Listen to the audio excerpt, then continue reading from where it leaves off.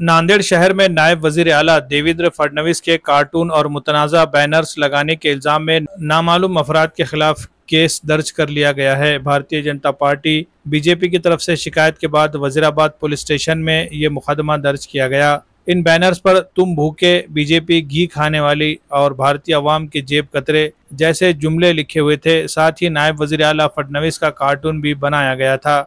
ये बैनर नांदेड़ शहर के Hingoli get over bridge पर लगाए गए थे, जिन्हें पुलिस ने जब्त कर लिया है। इसके अलावा दीगर बैनर्स पर पेट्रोल, डीजल, गैस, गेहूं और सोयाबीन तेल की कीमतों में इजाफे को नुमाया किया गया था और हुकूमत को इसके लिए मोरद इल्ज़ाम ठहराया गया था। ये बैनर्स नांदेड़ के एयरपोर्ट रोड, चैतन्य नगर, केनॉल रोड और सिडको धावले कॉर्नर के इलाकों में लगाए गए थे। ताहम ये वाजे नहीं हो सका कि ये बैनर किसने लगाए थे। In banners K video social media per viral हो चुके हैं। बीजेपी के महेश खोमने की शिकायत पर पुलिस ने मुकदमा दर्ज किया है।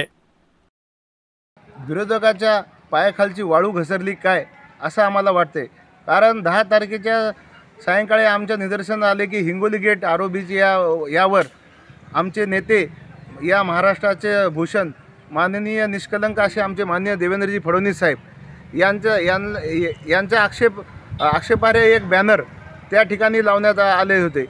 आम्ही तात्काळ या बाबीची नोंद घेऊन माननीय जिल्हाधिकारी साहेब, माननीय SP साहेब नांदेड व माननीय पोलीस निरीक्षक वजीराबाद पोलीस स्टेशन इथे रितसर मी एक तक्रार केलेली आहे। त्या तक्रारीच्या अनुषंगाने काल रात्री त्या तक्रारीवरून गुन्हा दाखल झालेला आहे। तर आज तुमच्या माध्यमातून माननीय SP महोदयांना एवढीच माझी विनंती आहे की लवकरात लवकर त्या समाजकंटकाला, जे कोणी या कार्यकर्त्यांना असे कृत्य केलेले आहे त्याला तात्काळच्या तात्काळ अटक करून त्याला गजाआड केलं पाहिजे।